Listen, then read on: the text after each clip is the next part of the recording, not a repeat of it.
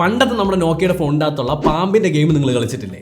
1997 ശേഷം ഇറങ്ങിയിട്ടുള്ള എല്ലാ ഫോണുകളിലും ഈ ഒരു ഗെയിം പ്രീ ഇൻസ്റ്റാൾഡ് ആയിരുന്നു. അന്നാണ് നമ്മളെല്ലാ പേരും ജീവിതത്തിൽ ആദ്യമായിട്ട് മൊബൈൽ ഗെയിം എന്താണെന്ന് അറിഞ്ഞിട്ടുണ്ടാവുക. അവിടെ നിന്ന് തുടങ്ങി ഇന്ന് എവിടെ വരെയാണ് മൊബൈൽ ഗെയിമിംഗ് എന്ന് പറഞ്ഞിട്ടുള്ള ഇൻഡസ്ട്രി വന്നിരിക്കുന്നത് എന്നുള്ളത് നമുക്ക് എല്ലാവർക്കും അറിയാം. എന്നാലും ഒരു ക്വസ്റ്റ്യൻ ബാക്കിയാണ്. അതായത് ഒരാൾക്ക് മാത്രം ബ്ലാക്ക് ആൻഡ് വൈറ്റിൽ കളിക്കാൻ പറ്റിക്കൊണ്ടിരുന്നിടത്ത് ഇന്ന് 3D ഹൈ ഗ്രാഫിക്സ് മൾട്ടിപ്ലെയർ ഗെയിമുകൾ വരെ എത്തിയിട്ടുണ്ട്. ഇനി എന്താണ് എന്തായിരിക്കും ഇനിയുള്ള ഫ്യൂച്ചർ? നമുക്ക് നോക്കാം. ഓക്കെ, കറൻറ്റ്ലി നമ്മളിപ്പോൾ എത്തി നിൽക്കുന്നത് മൊബൈൽ ഗെയിമിംഗ് എന്ന് പറഞ്ഞു കഴിഞ്ഞാൽ ഗൂഗിൾ പ്ലേ സ്റ്റോറിൽ നിന്നോ ആപ്പ് സ്റ്റോറിൽ നിന്നോ നിങ്ങൾക്ക് ഇഷ്ടപ്പെട്ട ഗെയിം ഡൗൺലോഡ് ചെയ്യുക, എന്നിട്ട് അത് കളിക്കുക. പലതരത്തിലുള്ള ഗെയിമുകളുണ്ട്. റേസിംഗ് ഗെയിമുകളുണ്ട്, അതുപോലെ തന്നെ ഓൺലൈൻ ഗെയിമുകളുണ്ട്, മൾട്ടിപ്ലെയർ ഗെയിമുകളുണ്ട്, ബാറ്റിൽ ഗ്രൗണ്ട് ഗെയിമുകളുണ്ട്, പബ്ജി ഉണ്ട്, വാലറന്റ് ഉണ്ട്, ഇതേപോലുള്ള പല സെക്ഷൻസ് ഓഫ് ഗെയിമുകളുണ്ട്. എന്നാൽ ഇതിലെല്ലാം നമുക്ക് കാണാൻ പറ്റുന്നത് എന്താണെന്ന് വെച്ച് കഴിഞ്ഞാൽ കഴിഞ്ഞ ഒരു 10 വർഷങ്ങളായിട്ട് ഗ്രാഫിക്സിലും അതുപോലെ തന്നെ പുതിയ പുതിയ ഗെയിമിൻ്റെ ഐഡിയയിലും അതുപോലെ തന്നെ പുതിയ പുതിയ ഗെയിം സ്ട്രാറ്റജിയിലും ഇമ്പ്രൂവ്മെൻറ്റ് വന്നതല്ലാതെ ഒരു വലിയൊരു ഇന്നോവേഷൻ ഒന്നും ഈ ഒരു മൊബൈൽ ഗെയിമിംഗ് ഇൻഡസ്ട്രിയിൽ വന്നിട്ടില്ല. അപ്പോഴാണ് എൻ്റെ ഉള്ളിൽ ഒരു ക്വസ്റ്റ്യൻ വന്നത്, ഇനി എന്നായിരിക്കും ഒരു ഇന്നോവേഷൻ വരിക? അല്ലെങ്കിൽ നമ്മളെയൊക്കെ ഞെട്ടിച്ചുകൊണ്ട് പുതിയൊരു സെറ്റപ്പ് അല്ലെങ്കിൽ പുതിയൊരു രീതി ഓഫ് മൊബൈൽ ഗെയിമിംഗ് എന്നായിരിക്കും വരിക? ഞാനൊരു റിസർച്ച് നടത്തി അതിൻ്റെ അകത്തുനിന്ന് ഞാൻ കണ്ടുപിടിച്ച കാര്യം പറഞ്ഞുതരാം. സോ ഇപ്പോഴത്തെ സിനാരിയോ എടുത്തു കഴിഞ്ഞാൽ ഓൺലൈൻ ഗെയിമിംഗ് അല്ലെങ്കിൽ വീഡിയോ ഗെയിം എന്ന് നോക്കിക്കഴിഞ്ഞാൽ തന്നെ 2-3 കാറ്റഗറി ഉണ്ട്. ഒന്ന് കമ്പ്യൂട്ടറിൻ്റെ അകത്ത് കളിക്കാൻ പറ്റുന്ന ഗെയിമുകൾ, ഒന്ന് കൺസോൾ അതായത് PS5, PS4, എക്സ്ബോക്സിലൊക്കെ കളിക്കാൻ പറ്റുന്ന ഗെയിമുകൾ, പിന്നീട് മൊബൈലിൽ കളിക്കാൻ പറ്റുന്ന ഗെയിമുകൾ. ഈ മൊബൈലിൽ കളിക്കാൻ പറ്റുന്ന ഗെയിമുകൾ എപ്പോഴും ഈ കൺസോളിൻ്റെയും ഈ കമ്പ്യൂട്ടറിലും ഉള്ള ഗെയിമുകളുടെ ഒരു ചോട്ടാ വെർഷൻ ആയിരിക്കും. ഗ്രാഫിക്സ് കുറച്ചിട്ട്, കഥകൾ കുറച്ചിട്ട്, ഫീച്ചേഴ്സ് കുറച്ചിട്ട് ഒരു പോർട്ടബിൾ വെർഷൻ. ബട്ട് അങ്ങനെ അല്ലല്ലോ വേണ്ടത്. ശരിക്കും പറഞ്ഞാൽ എങ്ങനെയാണോ നമുക്ക് കമ്പ്യൂട്ടറിൽ ഒരു ഗെയിം കളിക്കാൻ പറ്റുന്നത് അതേപോലെ തന്നെ നമ്മുടെ ഫോണിൻ്റെ അകത്ത് അതേ ക്വാളിറ്റിയിലും അതേ എഫിഷ്യൻ്റായിട്ടും ആ ഗെയിം തന്നെ കളിക്കാൻ പറ്റണം. അതൊരു മേജർ ചേഞ്ച് ആയിരിക്കും. ബട്ട് ഇവിടെ ഒരു പ്രശ്നം വരുന്നത് എങ്ങനെയാണെന്ന് വെച്ച് കഴിഞ്ഞാൽ ഞാൻ ഈ ഒരു ടോപ്പിക്കിനെ പറ്റിയിട്ട് ഷാസുമായിട്ടൊന്ന് സംസാരിച്ചു. അപ്പോൾ ഷാസിൻ്റെ റെസ്പോൺസ് ആണ് എന്നിൽ വേറൊരു ക്വസ്റ്റ്യൻ ഉണർത്തിയത്. യോ ഗൈസ്, അപ്പോൾ console level gaming coming to cell phone is actually pretty nice and interesting feature. പക്ഷേ ഞാൻ പറയില്ല, അത്രയും ചെറിയൊരു കോമ്പോണൻറ്റിൽ ഇപ്പം എന്താ പറയുക, അത് എങ്ങനെ അതിൻ്റെ തെർമൽസും കാര്യങ്ങളും പറയും. ഇപ്പം ഫോർ എക്സാമ്പിൾ ഇപ്പം ഞാൻ റെഡ് മാജിക് ഒക്കെ യൂസ് ചെയ്യുന്ന ഒരു വ്യക്തിയാണ്. അതിൽ അത്യാവശ്യം മറ്റേ ഫാനും പരിപാടിയൊക്കെ ഉള്ളതുകൊണ്ട് ചൂടൊന്നും അങ്ങനെ ആവില്ല. പക്ഷേ ഭയങ്കര ഹെവി ഗ്രാഫിക് ഓറിയൻറ്റഡ് ഗെയിംസ് ഒക്കെ ഫോണിൽ വരുമ്പോൾ definitely it is gonna take more power. So I don't know bro. എൻ്റെ കാഴ്ചപ്പാടിൽ ഞാൻ still prefer PS5 over any gaming console. ഒരു 4K മറ്റോ അത് രസമാണ്. പക്ഷേ ഇതും ഫോൺ വരുന്നതിൽ അത് ഇനിഷ്യേറ്റീവ് ഇസ് ഗുഡ്.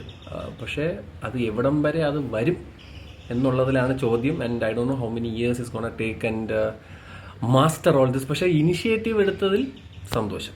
ഷാസ് പറയുന്ന ഒരു കാര്യം നിങ്ങൾ ശ്രദ്ധിച്ചോ? അതായത് ഇത്രയും ചെറിയൊരു ഡിവൈസിലേക്ക് അത്രയും വലിയ ഡേറ്റയും അത്രയും വലിയ ഗ്രാഫിക്സ് ഉള്ള ഒരു ഗെയിം വരുമ്പോൾ ഈ ഒരു ഫോൺ എങ്ങനെ ഹാൻഡിൽ ചെയ്യും? അതിൻ്റെ processing power, thermals, Ram management, battery backup, ഇങ്ങനെ ഇഷ്ടം പോലെ ആസ്പെക്റ്റിൽ നമ്മൾ നോക്കാനുണ്ട്. സോ ഇറ്റ്സ് ഇമ്പോസിബിൾ എന്ന് പറഞ്ഞിട്ടുള്ള ഒരു ഉത്തരം തന്നെയാണ് നമുക്ക് കിട്ടുന്നത്. ബട്ട് അവിടെയാണ് ദ റെവല്യൂഷണറി ന്യൂ എറ ഓഫ് ഗെയിമിംഗ് വരുന്നത്. അതായത് ക്ലൗഡ് ഗെയിമിംഗ്. എന്താണ് ക്ലൗഡ് ഗെയിമിംഗ് എന്ന് അറിഞ്ഞുകൂടാത്തവർക്ക് വേണ്ടിയിട്ട് ഞാൻ പറഞ്ഞുതരാം. ഫോർ എക്സാമ്പിൾ GTA 5 എന്ന് പറഞ്ഞിട്ടുള്ള ഗെയിമിന് 55 GB മുതൽ 90 GB വരെ സൈസ് ഉണ്ടെന്ന് കരുതാം.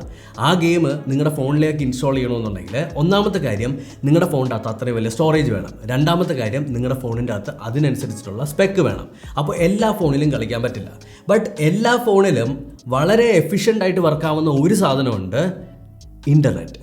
അതായത് 5G എന്ന് പറഞ്ഞിട്ടുള്ള ഒരു ടെക്നോളജി. സോ 5G ടെക്നോളജി, അതായത് ഹൈ സ്പീഡ് ഇൻ്റർനെറ്റ് യൂസ് ചെയ്തിട്ട് ഈ ഡേറ്റേനെ ഏതെങ്കിലും ഒരു സെർവറിൽ അപ്ലോഡ് ചെയ്ത് വെച്ചിട്ട് നമ്മുടെ ഫോണിനെ ജസ്റ്റ് ഒരു റിസീവർ മാത്രമാക്കി യൂസ് ചെയ്ത് ഗെയിം കളിക്കുന്നതിനെയാണ് ക്ലൗഡ് ഗെയിമിംഗ് എന്ന് പറയുന്നത്. ഇത് വളരെ സിംപ്ലിഫൈ ആയിട്ടാണ് ഞാൻ പറഞ്ഞു തന്നിട്ടുള്ളത്. ഒന്നുകൂടി ഞാൻ വ്യക്തമായിട്ട് പറഞ്ഞുതരാം.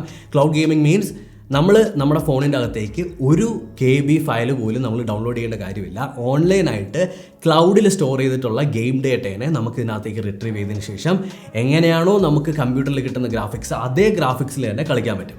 ഇപ്പോൾ ഒരു സ്റ്റാർട്ടിംഗ് സ്റ്റേജ് എന്ന് വേണമെങ്കിൽ പറയാൻ പറ്റും. ഇപ്പോൾ ഉള്ള ക്ലൗഡ് ഗെയിമിംഗ് പ്ലാറ്റ്ഫോംസ് എല്ലാം ഭയങ്കര പൈസ ഈടാക്കുന്നുണ്ട്.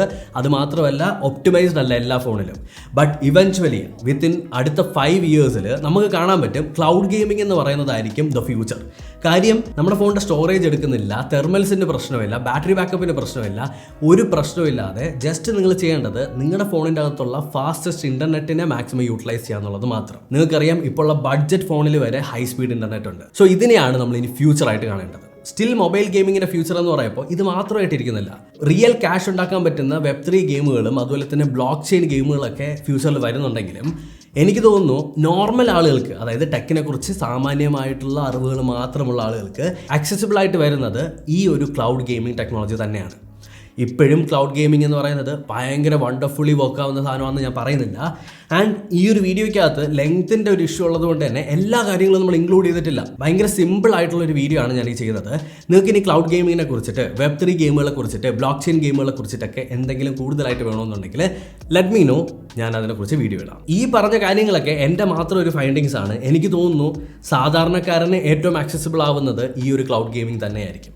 എന്നാൽ ഇവിടെ വീണ്ടും ഒരു പ്രശ്നം വരുന്നുണ്ട്. ക്ലൗഡ് ഗെയിമിംഗ് എന്ന് പറയുമ്പോൾ നമ്മുടെ നാട്ടിലൊക്കെ എത്രത്തോളം എഫിഷ്യൻ്റ് ആയിട്ട് ഇത് വർക്ക് ആവും എന്നുള്ളത്. മേ ബി അമേരിക്കയിലും അതുപോലെ തന്നെ യൂറോപ്പിലൊക്കെ വർക്ക് ആവുമായിരിക്കും.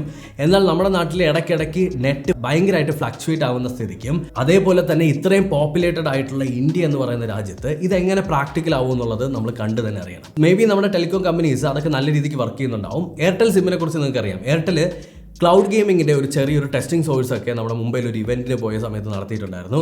അത് ഭയങ്കര രസമായിരുന്നു ശരിക്കും പറഞ്ഞാൽ. ആൻഡ് നിങ്ങൾക്ക് ബിക്കി എന്ന് പറഞ്ഞിട്ടുള്ള ഒരു ആപ്പ് ഡൗൺലോഡ് ചെയ്ത് കഴിഞ്ഞാൽ GTA 5 ഉൾപ്പെടെയുള്ള ഗെയിമുകൾ കമ്പ്യൂട്ടറിൻ്റെ അതേ ഗ്രാഫിക്സിൽ തന്നെ നിങ്ങൾക്ക് ഫോണിൽ കളിക്കാൻ പറ്റും.